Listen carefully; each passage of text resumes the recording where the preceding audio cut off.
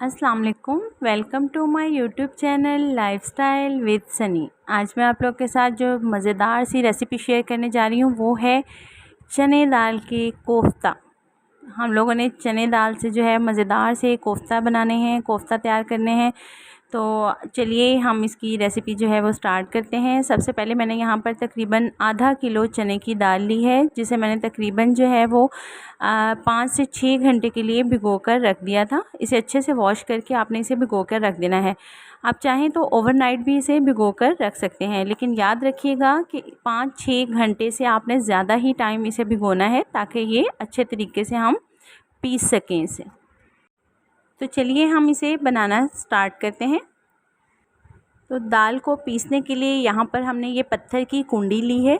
आप इसे ग्राइंडर भी कर सकते हैं, लेकिन ग्राइंडर में जो है वो दाल के इतने मज़ेदार से कोफ्ते तैयार नहीं होते। इसलिए हमारी कोशिश होगी कि हम इस कुंडी में, पत्थर की जो कुंडी है, इसमें दाल बहुत ही मज़ेदार सी जो है वो थोड़ी क्रिस्पी क्रिस्पी सी कूटी जाएगी। तो ये देखें, हमने इसमें दाल डाली है और बड़ी आसानी के साथ जो है ये कूटी जा रही है, क्योंकि हमने इसे तकरीबन 5 से 6 घंटे पहले भिगो के रखा था। जितनी ज़्यादा देर दाल को भिगो कर रखेंगे उतने ही अच्छे तरीके से और आसानी से इसे हम कूट सकेंगे। ये देखें, ये बहुत ही आसानी के साथ हम इसे कूट सकते हैं। तो गाइस, यहाँ पर हमने तमाम दाल को जो है वो अच्छे तरीके से इस तरह से देखिए ये कूट लिया है, और ये बहुत ही सॉफ्ट और मज़ेदार सी जो है वो हमारी दाल कूट के तैयार हो गई है। अब हम इसमें तमाम मसाले, स्पाइसेस जो हैं वो ऐड करेंगे। तो गाइस, सबसे पहले बारीक चॉप की हुई एक दरमियाने साइज़ की प्याज ली थी। ये देखिए, मैंने बहुत ही बारीक प्याज ली है और इसे आपने अच्छे तरीके से चॉप कर लेना है। तकरीबन ये 2 बड़े स्पून हैं भरकर मैंने लिए हैं, ये शामिल कर देंगे। और अब इसमें ये बारीक चॉप की हुई 6 से 7 हरी मिर्चें हैं, ये हम शामिल कर देंगे इसमें। साथ ही 1 टेबलस्पून भरकर लहसुन अदरक का पेस्ट ये शामिल कर देंगे। और अब ये 1 बड़ा चम्मच भरकर धनिया है, ये धनिया मैंने इस तरह बारीक काट लिया था, ये इसमें शामिल कर देंगे। हरा मसाला शामिल करने के बाद अब हम इसमें स्पाइसेस ऐड करते हैं। 1 टेबलस्पून आपने इसमें नमक का शामिल करना है, 1 टेबलस्पून लाल पिसी हुई मिर्च, हाफ़ टेबल स्पून हल्दी पाउडर, 1 टेबलस्पून भरकर सूखा धनिया, खुश्क धनिया पाउडर, इसकी खुशबू बहुत ही मज़ेदार सी आती है। 1 टेबलस्पून ही हम भरकर ज़ीरा पाउडर इसमें शामिल करेंगे। और अभी तमाम मसालों को, हरे मसालों को और स्पाइसेस को जो है वो हम अच्छे तरीके से इस कुटी हुई दाल में मिक्स कर लेंगे।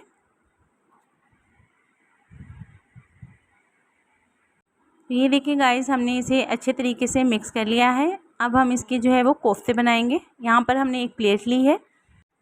अब आप चाहें तो हल्का सा ऑयल अपने हाथों पे लगा लें, अदरवाइज़ ये वैसे भी बहुत मज़ेदार से स्मूथ से कोफ्ते तैयार होंगे। तो यहाँ से हमने थोड़ा सा मटेरियल लिया और इसे अपने हाथों पर रख कर आपने इस तरह से इसे दबा दबा कर इसकी बॉल्स बना लेनी है। ये देखें, ये बहुत आसानी से इस तरह से इसकी बॉल्स बन गई हैं। तो बाकी भी हम इसी तरह से सारे कोफ्ते बनाकर तैयार कर लेते हैं। और ये देखिए गाइस, हमारे तमाम कोफ्ते जो हैं वो रेडी हो चुके हैं। और ये तमाम कोफ्ते जो हैं ये बहुत ही आसानी से हमने तैयार कर लिए हैं, बिल्कुल भी इन्हें शेप देने में हमें मुश्किल नहीं पेश आई। अब गाइस, हमने यहाँ पर इन्हें फ्राई करने के लिए एक पैन लिया है और इसमें फ्राइंग के लिए आपने ऑयल डाल लेना है। और इसे याद रखिएगा, आपने पहले तेज़ आंच पर रखना है। तेज़ आंच पर हम कोफ्ते जो है वो इसमें फ्राई करेंगे, और जब ये दोनों साइडों से अच्छे तरीके से हार्ड हो जाएंगे तो फिर हमने फ्लेम को जो है वो लो कर देना है, ताकि ये अंदर से भी अच्छे तरीके से पक जाए। लेकिन अगर आप पहले ही फ्लेम को मीडियम या लो रखेंगे, ऑयल आपका अच्छे से गर्म नहीं होगा, तो ये कोफ्ते टूटने की सबसे बड़ी रीज़न होती है। बहुत सारे लोग यही शिकायत करते हैं कि हमने कोफ्ते बनाए और वो टूट गए, तो वो सिर्फ़ और सिर्फ आंच स्लो ठंडे ऑयल में डालने की वजह से होता है। आप पहले तेज़ आंच पर इसे अच्छे तरीके से दोनों साइडों से पका लें, उसके बाद स्लो आंच पर आपने इसे अंदर से पकने देना है अच्छे तरीके से। तो ये देखिए पैन में हमने तमाम कोफ्ते जो हैं वो शामिल कर दिए हैं। अब तकरीबन 3 से 4 मिनट के लिए हम इसे अच्छे तरीके से एक साइड से पकने देंगे और उसके बाद इसकी साइड चेंज करेंगे।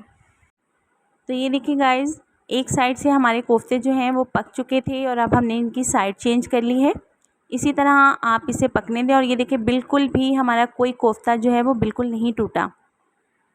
अब हम अच्छे तरीके से दूसरी साइड से भी पकाकर इन्हें बिल्कुल मीडियम फ्लेम पर रख देंगे ताकि ये अच्छे से अंदर से भी पक जाएं। गाइस, मज़ेदार से कोफ्ते तैयार करने के लिए मेरी तमाम टिप्स एंड ट्रिक्स को ज़रूर फॉलो कीजिएगा।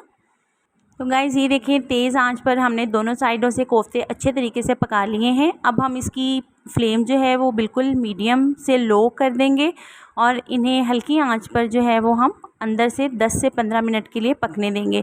कलर की आपने टेंशन नहीं लेनी, वो बाद में मैं आपको बताती हूँ। हम मसालों में कुछ इसका जो मसाला तैयार करेंगे उसमें कुछ ऐसी इंग्रेडिएंट्स डालेंगे जिससे इसका कलर जो है वो लाइट हो जाएगा। तो चलिए 10 से 15 मिनट के लिए हम इसी तरह इन्हें हल्की आंच पर पकने देते हैं। गाइस 10 से 15 मिनट पकने के बाद ये अंदर से भी अच्छे तरीके से पक चुके हैं और हमने इन्हें डिश आउट कर लिया है। तो चलिए अब इसकी ग्रेवी बनाते हैं। सबसे पहले हमने यहाँ पर एक कढ़ाई ली और उसमें हमने तकरीबन हाफ़ कप ऑयल लिया। हमने इसमें 2 बड़ी प्याज इस तरह से मोटी मोटी काट ली हैं और ये इसमें शामिल कर देंगे और इसे हमने लाइट गोल्डन सा कलर कर लेना है इसका। ये देखिए प्याज हमारा गोल्डन हो चुका है। हल्का सा जब गोल्डन हो जाए तो आपने इसमें 1 टेबलस्पून लहसुन अदरक का पेस्ट भरकर शामिल कर देना है। अब इसमें 4 से 5 हमने हरी मिर्चें बड़ी बड़ी काट कर शामिल कर ली हैं और साथ ही हमने तकरीबन 1 बड़ा टमाटर लिया है, उसका पेस्ट शामिल कर देंगे और इसे 3 से 4 मिनट के लिए हम फ्राई करेंगे। अब हम इसमें 2-3 स्पाइसेस शामिल करेंगे, बाकी के हम बाद में करेंगे। हाफ़ टेबल स्पून हमने इसमें नमक का शामिल किया है। हाफ़ टेबल स्पून हम इसमें लाल मिर्च पाउडर शामिल करेंगे और हाफ़ टी स्पून हम इसमें हल्दी का शामिल करेंगे। अब इसे अच्छे से मिक्स कर लेंगे।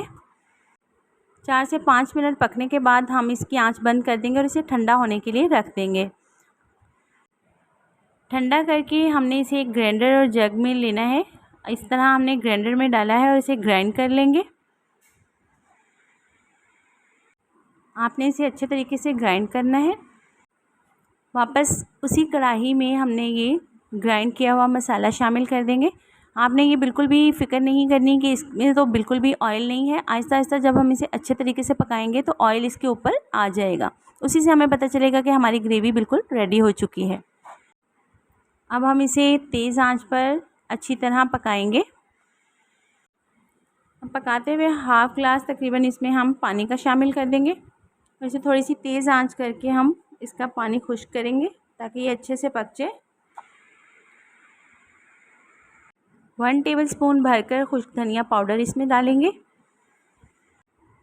हाफ़ टेबल स्पून हम इसमें ज़ीरे का शामिल करेंगे। 1/4 टीस्पून हम इसमें हल्दी डालेंगे। अब हम तकरीबन 5 से 10 मिनट के लिए इसे अच्छे से पकने देंगे ताकि ये मसाला जो है वो अच्छे तरीके से पक जाए। 5 से 10 मिनट गुजरने के बाद हाफ़ कटोरी जो है हम इसमें हाफ़ बॉल दही का शामिल करेंगे। और आपको पता है कि जब भी दही किसी सालन में या किसी ग्रेवी में हम डालते हैं तो हम उसे अच्छे तरीके से फेंट लेते हैं, बिल्कुल क्रीम की तरह। शामिल करने के बाद 10 से 15 मिनट आपने मज़ीद इसे पकाना है ताकि ग्रेवी अच्छे तरीके से पक जाए। जब इसमें उबाल आने लगे तो आपने 4 से 5 छोटी इलायची इसमें शामिल कर देनी है। इससे इसका फ्लेवर बहुत ही मज़े का लगेगा। इस तरह से जब इसमें उबाल आने लगे तो हाफ़ टेबल स्पून हमने चिली फ्लेक्स का रेड चिली फ्लेक्स ऐड कर देनी है।